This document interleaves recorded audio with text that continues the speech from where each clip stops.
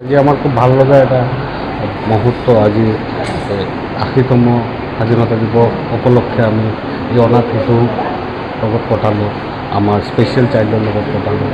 And এইটো পূৰা credit Krishna Barua মেডামৰ, Assam child and women welfare society, যিটো 50 ইয়াৰ্ছৰ ওপৰত তেওঁলোকে যিখিনি ছ'চিয়েল ছাৰ্ভিচৰ কাৰণে কাম কৰি আছে, সঁচাকৈ শলাগ ল'বলগীয়া। আৰু আজি এনেকুৱা এটা মুহূৰ্তত ভাল লাগিছে, এই শিশুখিনি, এই ছোৱালীখিনি, স্পেচিয়েলি ইয়াতে ছোৱালীবিলাকেই থাকে, তেওঁলোকে তিৰংগা পতাকা লৈ তেওঁলোকে নাচ গান কৰিলে, নিজৰ অভিব্যক্তি ব্যক্ত কৰিলে।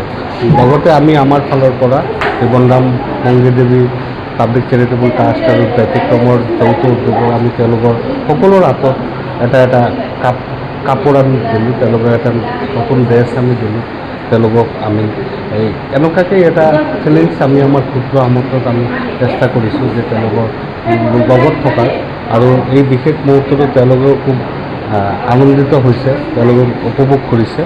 আৰু আমি বিচাৰোঁ এনেকুৱা এইটো আমাৰ প্ৰথম পদক্ষেপ নহয়, বছৰত এনেকুৱা আমি 8-10টা প্ৰগ্ৰাম আমি সদায় আমি অৰ্গেনাইজ কৰি থাকোঁ, তেওঁলোকৰ ওচৰত অহাৰ আমি এটা চেষ্টা কৰোঁ, এনেকুৱাই পাৰোঁ আমাৰ ফালৰ পৰা।